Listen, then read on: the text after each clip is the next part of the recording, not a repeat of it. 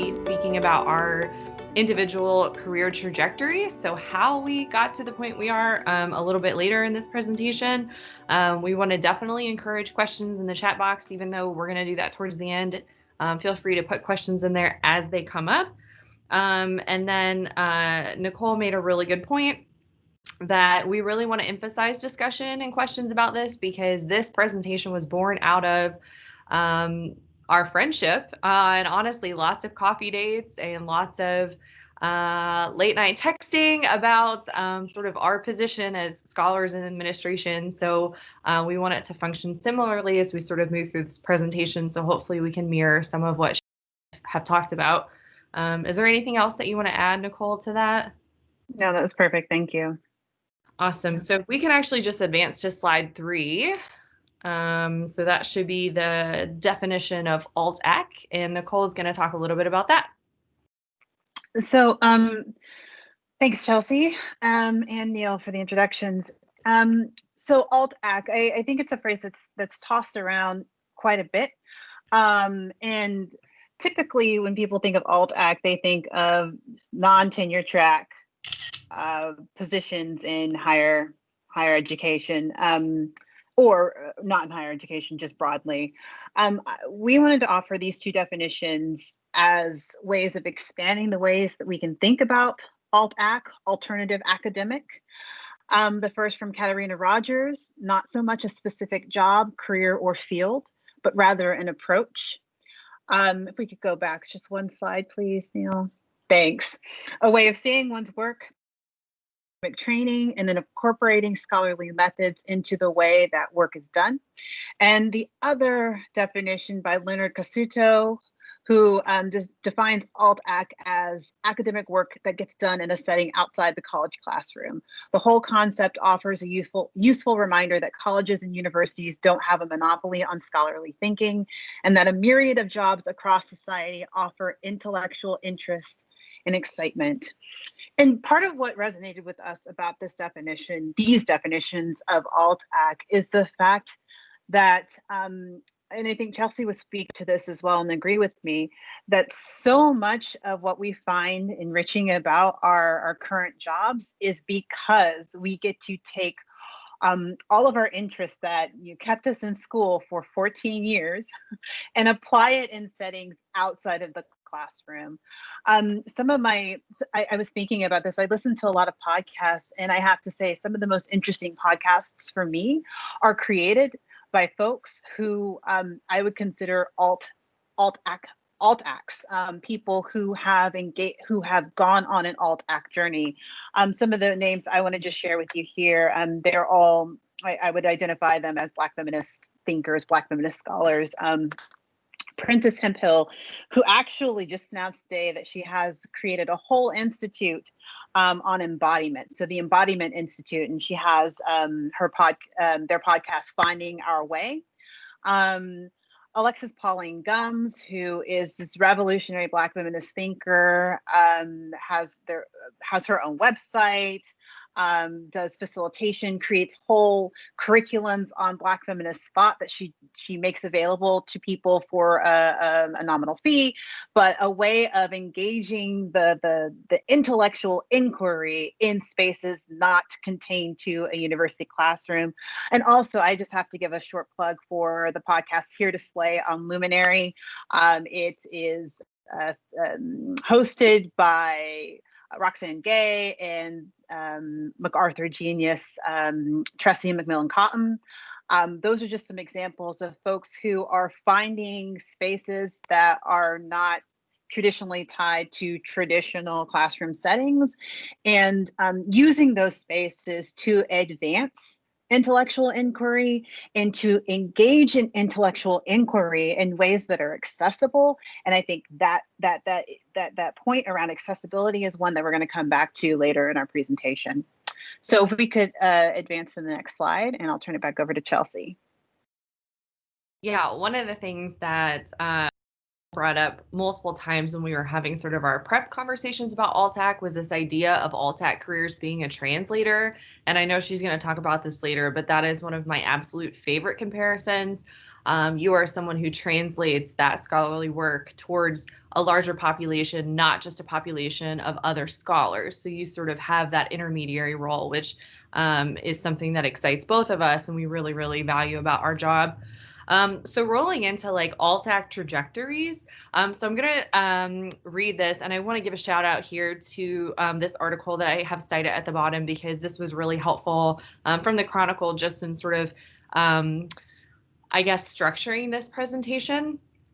So check that out if you have a minute. But this quote is, instead of expanding the definition of academic, the term is mainly used to describe second choice alternatives to the default standard of the professor's job. It implies assessment and ranking. Given that most PhDs don't wind up on the tenure track, it seems silly to use alt-ac to describe alternatives to a norm that isn't really a norm. So most uses of alt-ac unfortunately convey the very plan B mentality that the term was coined to oppose.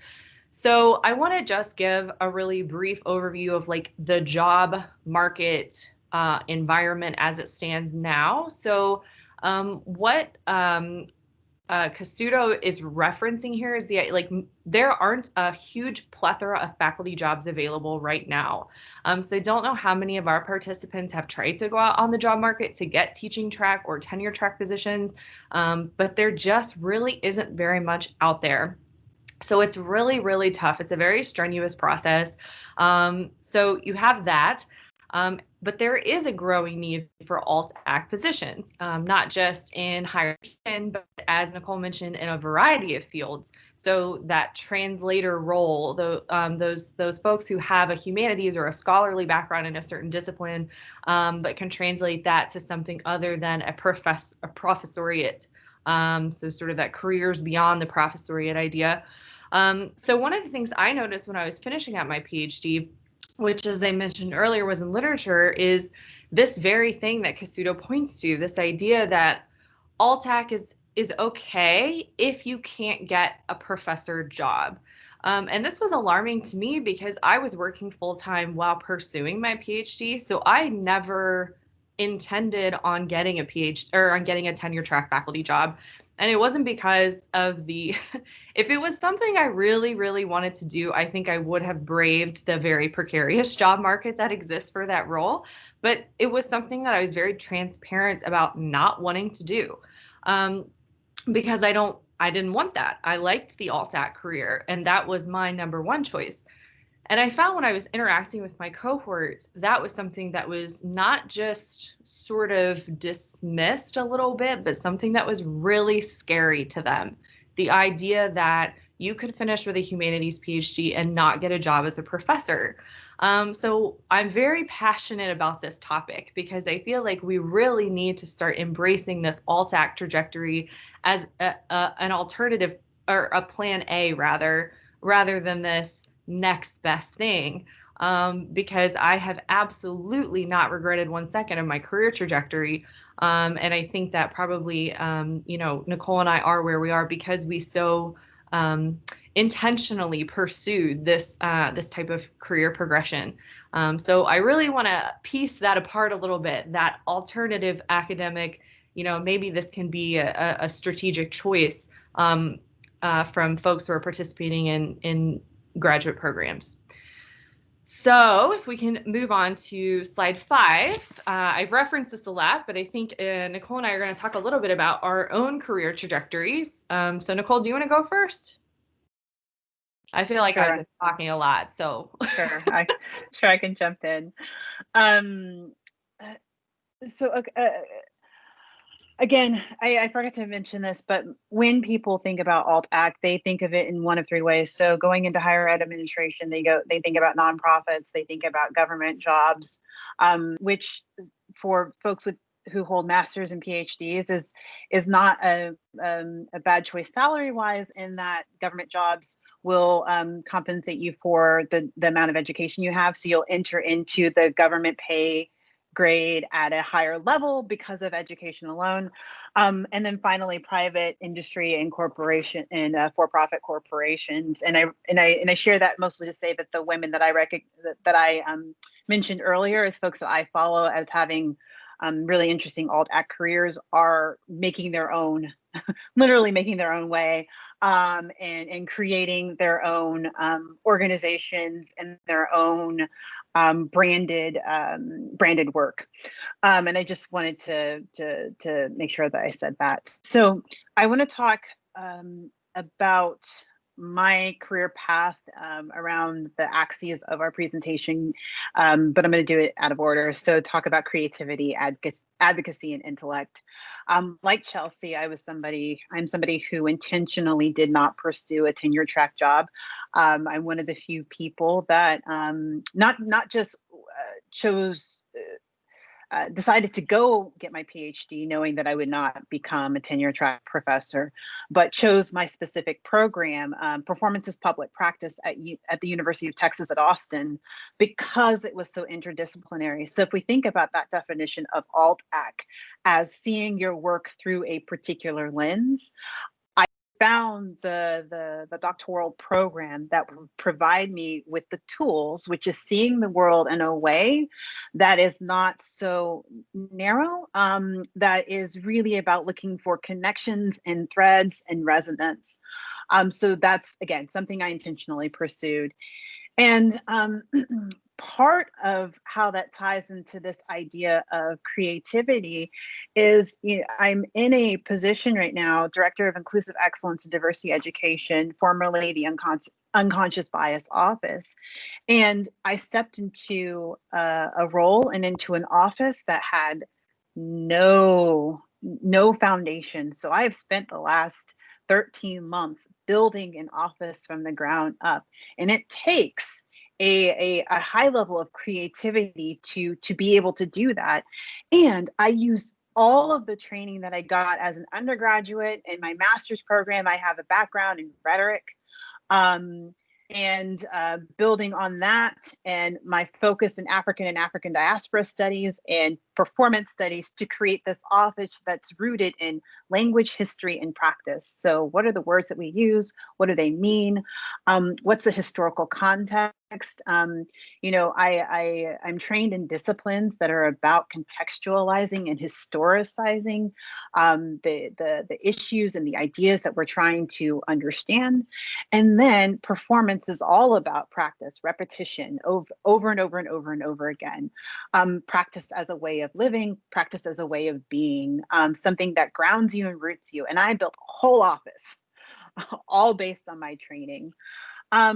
I think that another skill set that I've been able to apply from my training to my work is thinking about I do not like the term strategic plan.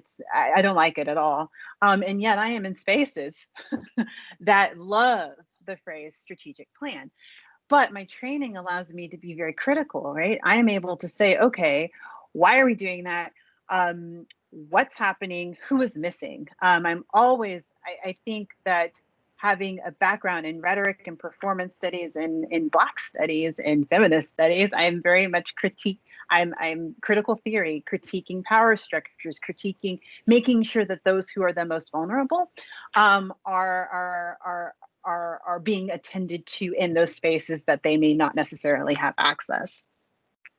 And I think finally, if we're thinking about what my training has enabled me to do, it's find ways of being productive in the mess. So a lot of my work, despite what the strategic plan tells us it wants, the work is messy, right? And I think if you don't have a really strong foundation in the messiness of what we're doing, what we're trying to do, then I think you can get a little lost. And I feel like I'm able to stay grounded in my work and stay grounded with my team because of how I was trained. When we're thinking about advocacy, I want to talk about it in two different ways, both self-advocacy and then social justice advocacy, which I won't spend too much time on, but I will mention. I am somebody who rests at the intersection of Blackness, womanness, et cetera, et cetera, et cetera. And I think part of that, part of my training, part of having a background specifically in Black feminisms is that I've learned to become a huge self-advocate. mostly because I'm skeptical that other people are going to be an advocate for me. And part of what I've been able to do with that is insist on boundaries. Um, my colleagues, people who work with me every single day, will tell you that I'm very strict about boundaries. And I insist that they be strict about their boundaries as well. We respect one another's time, we respect one another's space. And that's something that I'm able to to institutionalize, to put into practice. I think that that's going to go, I believe, I hope that that will go a long way towards transforming higher institutions of higher education into spaces where we won't always have to have these conversations around work-life balance, because we're going to have people in make that happen. It's something I'm trying to do in my own little space, but I hope that it will have resonance for years and years to come. And then social justice advocacy. You know, my office is inclusive excellence and diversity education. So something that my training has also helped to make sure that I ask is insisting on people's participation in their own liberation and other people's liberation. So people come to me with questions, and I'm intentional about making sure that I get their buy-in as well. So okay, I can help you, but what are you going to do to help as well? How are you going to be a part of this plan? It's not always, it cannot be on my shoulder.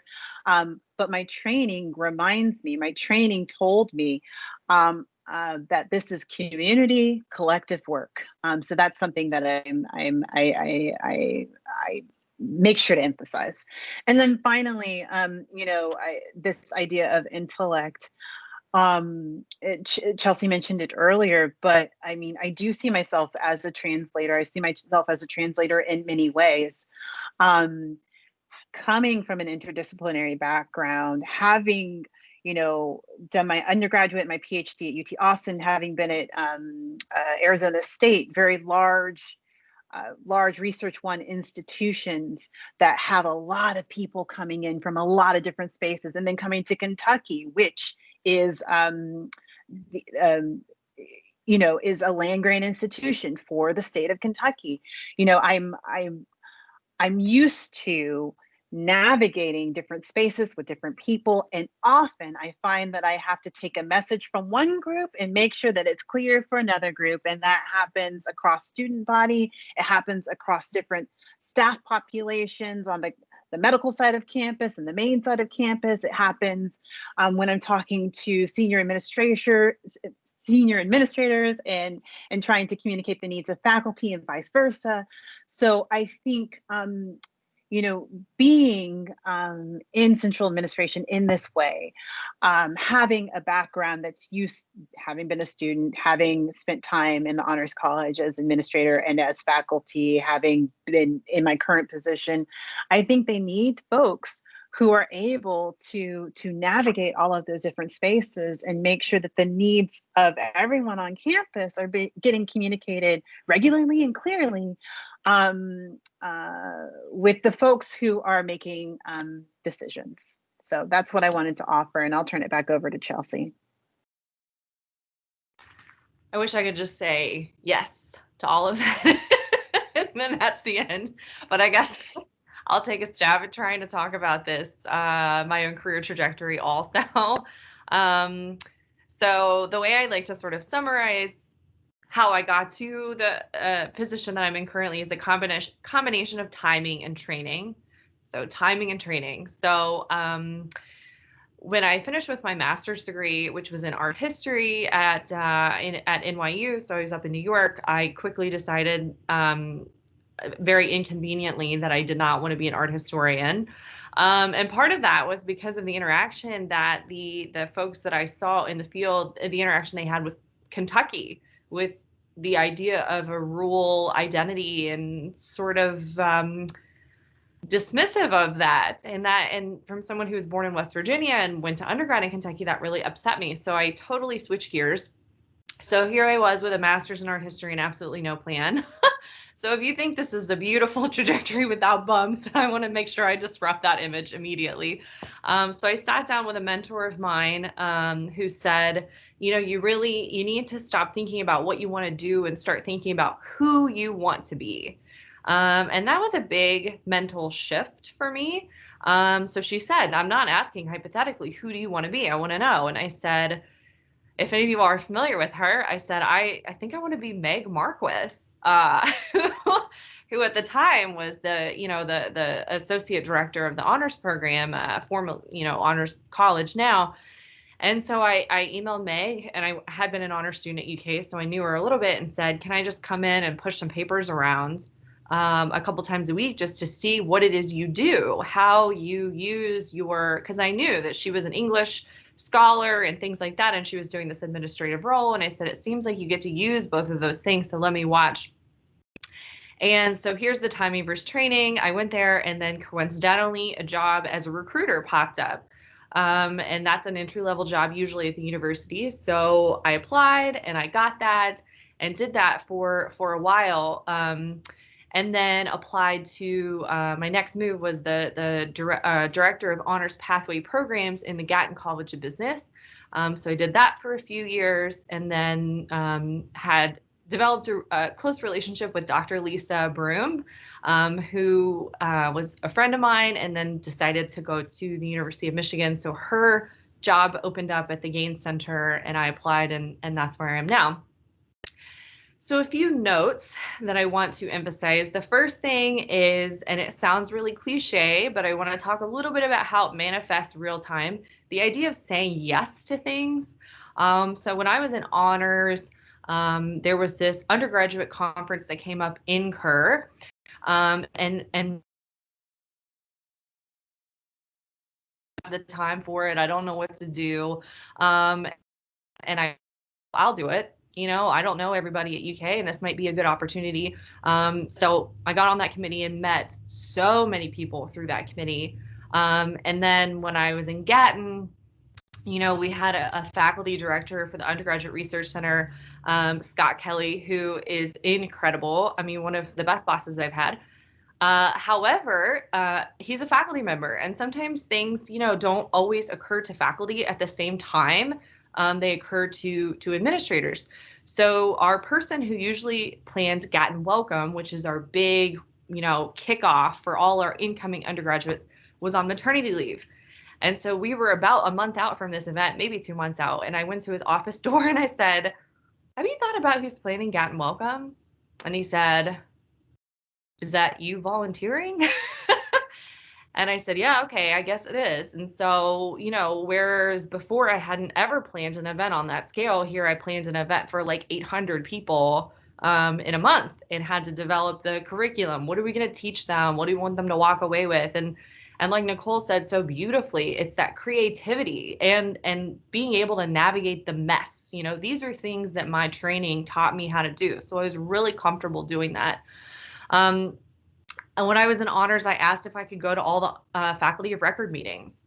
I was the recruiter. I had no business being in those meetings, but I said, I'm just interested to hear what the faculty are talking about, what concerns them, and what they want to know from us, and all of that. And so she said yes. And so I went and created some really good relationships in that space, and even gave my unsolicited advice every once in a while, which, sometimes they actually took. So that was really neat.